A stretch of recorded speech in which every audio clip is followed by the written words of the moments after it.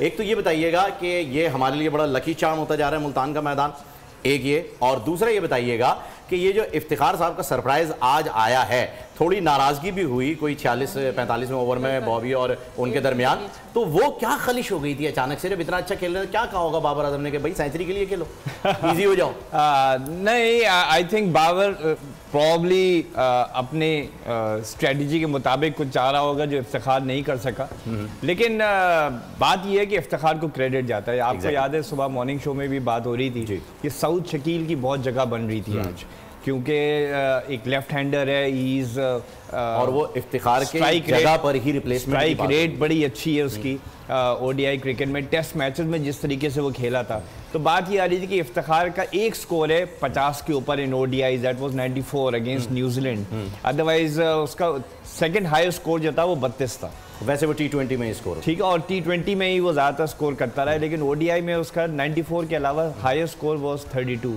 लेकिन आज बेशक अगेन जैसे मोहसिन ने कहा, we should not talk about the opposition bowlers, because after all वो ऑपोजिशन बॉलर्स के स्पिनर्स ऐसे थे जिन्होंने आपके बल्लेबाजों को रोक के भी रखा हुआ था। क्योंकि हमारा टॉप ऑर्डर उड़ा दिया उन्होंने। जब आपका 28वें ओवर तक आपका स्कोर था 124 जब आपका चौथा खिलाड़ी आउट हुआ है। तो बात ये है उनके स्पिनर्स वो वेरी गुड, बहुत उन स्पिनर्स के खिलाफ मानना, जबकि इफ्तिखार की जो स्ट्राइक रेट है against spin that is not very good in ODI, 71 की स्ट्राइक रेट है, जबकि पेस बॉलर्स के अगेंस्ट उसकी स्ट्राइक रेट इज अबाउट 130।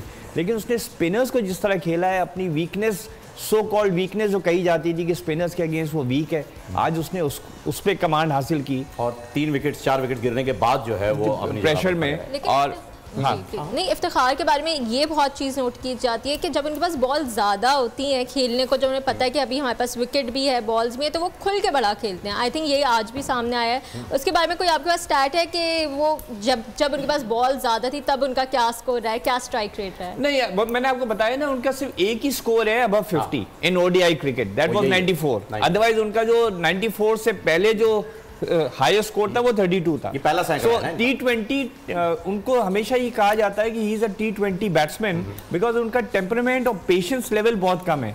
आज उन्होंने पेशेंस भी दिखाया और महारत भी दिखाई, बिकॉज आप ये देखें ना कि उससे पहला छक्का तो उन्होंने आगे मारा है। आपके जो पहले 5 बल्लेबाज थे, 4 बल्लेबाज थे, वो तो एक 6 नहीं मार सके इंक्लूडिंग बाबर, और एंड में आके उन्होंने आई थिंक 5 छक्कों में खत्म किया।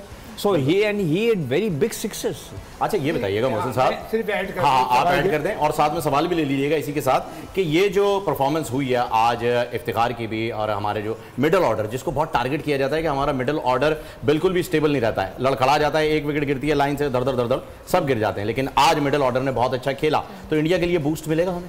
बिल्कुल मिलेगा। और देखिए यहाँ पे बाबर को, यहाँ यही तो क्रेडिट में, बाबर एक ऐसा प्लेयर है कि जो क्राइसिस में परफॉर्म करता है।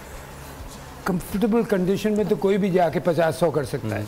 बाबर को आप नोट करें कि वो मुश्किल वक्त में रन्स करता है और टीम को मुश्किल से निकाल के ले जाता है। बहुत से लोगों ने शुरू में एतराज़ किया था कि ओपन आता है, इतना स्लो खेलता है। वो खेलता है पूरे ओवर का गेम, वो खेलता है 20 ओवर का 2020 में, ठीक है। और 20 ओवर में आपको एक शीट एंकर का कैरेक्टर चाहिए जो 70, 80, 90, 100 करे, इस तरह करके तो बेस बन जाता है और क्रीज पे रहे। हाँ, इफ्तिखार की मुझे आज, मैं उसके लिए ज़रूर कहूँगा, मुझे खुशी की इस बात की है कि वो जो 25-30 वाला वो स्टिग्मा लगा हुआ था ना उसके साथ, वो उसे तोड़ा है और क्लास के साथ, तो अकॉर्डिंग टू द सिचुएशन खेल के। वो जो आप बाबर की बात कह रहे हैं ना, बाबर उसे समझाने गया था, मैं आपको गारंटी देता हूँ बाबर ने उसे पता है क्या समझाया होगा कि पैनिक करके आउट नहीं होना, हमने आखिर तक जाना है। ओके, ये स्ट्रेटजी रहेगी। हाँ, और आप देखिए, आपने कहा उसने फिनिशअप छक्कों से किया, 6 मार के नहीं किया ना, दैट पेस कि जब भाई बैट्समैन लेके चलता है तो वो फिनिशिंग अच्छी कर लेता है। सब्सक्राइब करें और बेल दबाएं ताकि कोई खबर रह न जाए।